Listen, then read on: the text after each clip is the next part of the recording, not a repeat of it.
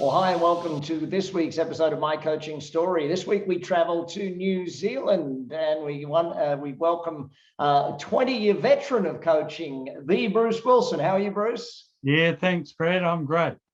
You know, buddy, over 20 years of coaching, there's got to be something that's kept you doing this. What is it about coaching that keeps you involved? What do you love about this thing? It's like the never-ending puzzle because every client's different. Every client has a different amount of potential, and it's my job to wheedle my way in there and find out what's going to turn them on and what's going to take them to the next level. So yeah, I like solving problems. Yeah, people are a definite challenge when you come to getting the most out of them. So let's go backwards a little bit because, you know, we got to go back a fair ways. What led you to coaching? Because most people, there was something that turned them on to coaching or some way they found it. What was your thing that led you to coaching? Well, I mean, I've got a background. I had my own very small little beekeeping business, but I started working with people, and I was working with at-risk youth and long-term unemployed. And I really like the freelancing thing, and I went along to a presentation you did at our local town hall. You managed to put 1,000 business owners in the Christchurch town hall, and there were two things that struck me. One was that you had a mathematical equation to improve a business, which just blew my mind. It's like, what if we focus on this, it's going to automatically deliver the result. I liked that. And then I actually really loved your edutainment. Like, you know, we weren't bored. You gave us really good stuff. It was like, I actually thought that's where I want to be. I want to be up on stage doing that. So that sort of got me interested, but my contract came to the end and I thought, oh, well, I'll start up my own coaching business, you know? And as luck would have it, a friend of mine actually had bought the master license for New Zealand. He said, save yourself all those years of development and buy a system that's already been proven. And, you know, I grudgingly parted with tens of thousands of dollars going, holy shit, this is better work. Oh, sorry, that wasn't very politically correct. But it was your presentation of a formula that would improve any business. I didn't have to know huge amounts about business. I just had to follow the structure. It had already been designed. So basically I bought myself a head start. So that's what, and coaching at the time, no one talked about coaching. There was a few consultants, but you know, it was like a new field. And I think that really attracted me too. It's like, it's a bit outside the norm. Yeah. You know, when you think about coaching and business coaching in particular, there is a fair bit of the business, but there's also a lot of the human element. And here's your book, put it up there. So what is it? How do you balance that up? Do you think you're mostly the human side you enjoy more or more the business side? What's your balance for that equation? Yeah, well, to be perfectly honest, Brad, I'm strongly into if I can sort the person out, the structural stuff is relatively easy. I mean, it intrigues me that, like, I trained in 1999, came back on April Fool's Day, and I'm still using the basic process. That's the genius. I actually think most people overlook the process does the work. So if I can get the person focused on doing the structural stuff that's outlined, then things are going to happen. But if they're stuck in old beliefs, they're out of date, they have opinions that are working against the good of them and their team members, then I can't improve a business where the owner doesn't grow, basically. Yeah. That's my philosophy.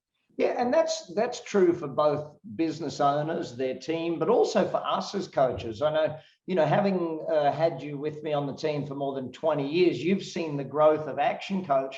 What's been the biggest thing about ActionCOACH's growth for you that you've seen? Because you're on the inside, but you're also watching it as a partner from New Zealand grow all across the world. Exactly, and that's it. Because part of what I do is support coaches around the world.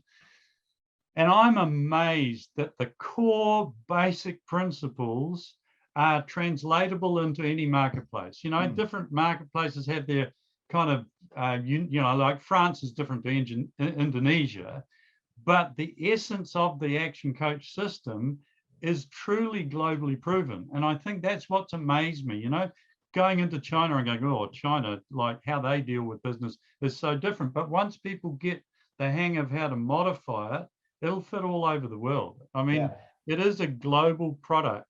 And once people learn how to just slightly adapt it, the core principles, the coaching process works, guaranteed. Yeah, if you look back before joining Action Coach, a lot of the knowledge that you gained prior to that, having your own business, big, small, or indifferent, you still have to learn that emotions of being a business owner. How did that help you with what you do today with the business owners you work with? Yeah, I think it's almost defined my niche. I tend to work with owner-operated businesses in the very small end, around $1 million in turnover. It's like my favorite spot because I can relate. They've got to make the money to feed their family. They've got kids going to university or schools, and they haven't had training, particularly in that surprised me all around the world. People who take up a business, no matter what their academic background, they actually haven't had business training. And the theory of business is completely different to running a business. And so, I just think that the difference I can make to those ordinary grafting business owners, so they learn a little bit, that's really what I bring. Yeah. Now, a lot of your clients talk about your level of compassion with them. Tell me more about that. Why do they bring that up?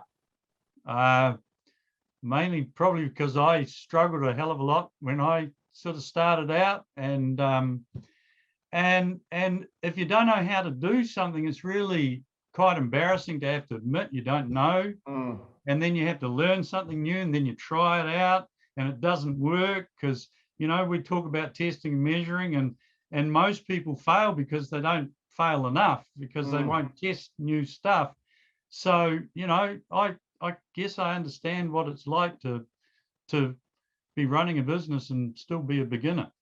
That's kind of interesting because the fear factor of taking on a coach, there's a lot of, that, as you say, there's an admission of I don't know things and all that sort of stuff. How do you work with people when they have that initial fear factor?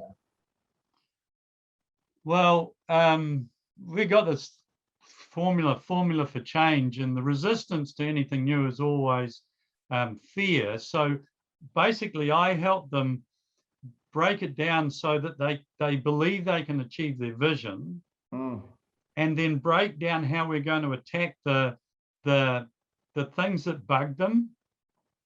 But I don't think anyone improves unless they've got a vision for the future that's really glowing. So that's a huge part of the secret, is people have got to work to something that's compelling, and then just like, I guess it is compassion. It's like it's not wrong if you don't know something. So not making people wrong when I first talk to them. Great. Yeah. Now, in that 20 plus years and hundreds of people that you've helped them grow their business, there must be one or two stories that stand out as like, these are my favorites and here's why, sort of thing. You got any of those, or are they all your favorites? Well, I mean, everyone's their favorite. Like, I've just got a client at the moment, and after 2 years, they've finally broken even. Now, that's not a glory story, except that they're not sucking money out of their mortgage to prop up a business that's floundering. So it still continues on. But my one favorite is a client I had. He was a tree surgeon guy, an arborist. And he had a few guys, and when I first talked to him, I pointed out that he wasn't actually making a business profit. And then he started listening to all your tapes, and because this was a while ago, tapes, back when we had tapes and CDs. CDs, and so he progressed. And I worked with him for over 7 years, and at the end of it, he didn't have to work in his business. Plus, we'd set up another sideline business, which was about like a BNI networking thing, but based around fitness, which was his real passion. So to get him to the point where he had a choice whether he worked in his business or not, plus he set up another model, I think that's probably my highest achieving client in terms of, where we got to. And my favorite clients were my first clients. And they were the guys who, when I talked to them, I said, oh, they asked me, so how many people you work with? And I didn't have any clients, and I'm going, oh, I have a choice here. Do I make something up or I tell the truth? And I could feel the color going up, and I just said, well, actually, you'd be my first. And they go, yeah, we knew that. We just wanted to make you squirm. So it's that and I worked with them, interesting enough, I worked with them for a year, then we had a break for about 9 months, worked with them for another year, then we had another break for about 6 months, and then I worked with them for another 6 months after that. And that taught me that people get to a level, but so long as I keep in touch, they might want input at the next level and the next level. So yeah, those are my two favorites. One of the things that your clients talked about in their notes about you was that you helped build a community of business owners. Tell me more about that. Why do you bring them together? What's the benefits of that? And how does that work? Well, there's two aspects to that, Brad. One is I'm basically lazy. So if a whole lot of business owners get together, they're probably going to infect each other with good ideas. And I say that a bit tongue in cheek, but it is the truth. But it's really lonely being a business owner, and there are a lot of dream stealers in the world. So when my clients come together, they're hanging around with other people who are going somewhere, and the consistent feedback, it's really good to be around positive people. So that's what I think the community does. It does do some of my work because of the exchange of ideas and networking and stuff. But more importantly, people feel they're part of a group of positive people going places. Yeah, and I think that's a big part of why Action Coach works as an organization too, our community. And that also helps the client community, because if you're ever stuck, you've got 1,000 coaches around the world in 80-something countries that you can call on. What's been the biggest way you've used that community to help your clients? Well, in spite of my vast intelligence, Brad, I don't actually know everything. And after a while, I get to know the local coaches and the coaches around the world from the international conferences that have specialities. So when I come against something that might be in an industry that I'm not familiar with, or there's an angle I don't know about, or it's a bigger size business because some of my clients graduate up, then I can either go on a forum or I can approach people directly because I've met at the conferences and I kind of know who they are. So that's why I paid the money right at the start, because I've got other people who've done some of the work. It's sort of like, the modern cars are the result of years of people having input. I couldn't design a car to do what a modern car does. Yeah. Same with Action Coach. When you sit back and you think about it, Bruce, your history also, you've grown as a coach. How do you think, what's been the biggest learnings for you as a coach that's helped you keep clients for a long, long period of time? A lot of your clients have been with you for many, many years. Well, you've always taught us if you're not growing, you're dying. And part of the structure that you set up in the early days of regional conferences and global conferences, I'm always inspired by the guys who go where I haven't gone. The amount of money some of the top coaches are banking now. Honestly, in 1999, we couldn't even conceive that one coach could do it, with support, but basically a single coach could do it. And it's constantly breaking the molds, of like people going, you can earn this much, or you can coach people in groups, or you can do this, you do that. And that stimulating environment means, I've got to keep up with the play. So I'm educating myself, which means that I've always got something new to give to my clients, because I don't want some boring, robotic person working with them in their business. They can hire a consultant to do that. They want a coach who's living life. And I believe, part of the thing that distinguishes us is that we love life and we love people, and we live big lives. So, you know, when I took 10 months to travel around the world, I sent pictures of all the places that I was going to my clients, and other coaches said, aren't you worried they're going to say, oh, you're doing that because I've paid you too much money? And I'm going, no, that's what they want. They don't want some boring numpty that sits, you know, and with his slippers and a cup of tea of an evening. They want someone who's climbing Mount Olympus. That's the loving life bit that I think that's the key to action. Yeah, I really so believe it. What's the future like for Bruce Wilson Firm, for you, your business? Where do you see coaching for you? Yeah, it's kind of interesting. I've realized that I'm a bit of a lone wolf, and I kind of like I like working with people on their mindset. So the future for me is I'm going to be expanding what I've learned about how to get the best out of people in my own way, hence the book, around the world, and really coaching people essentially to dump all of the junk that they picked up when they were growing up. You know, people told them they can't and couldn't.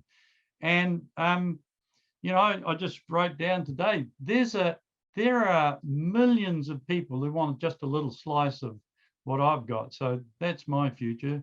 Yeah. Global domination in a caring way, Brad. Well, Bruce, I want to say on behalf of all your clients so far, thank you so much for all the work you've put in over the 20+ years of being a coach. And I know that they all rave about the work you do. And we at Action Coach love having you as part of the team. So thank you for being here on My Coaching Story today. Really appreciate your time. Thanks, Brad. Always a pleasure.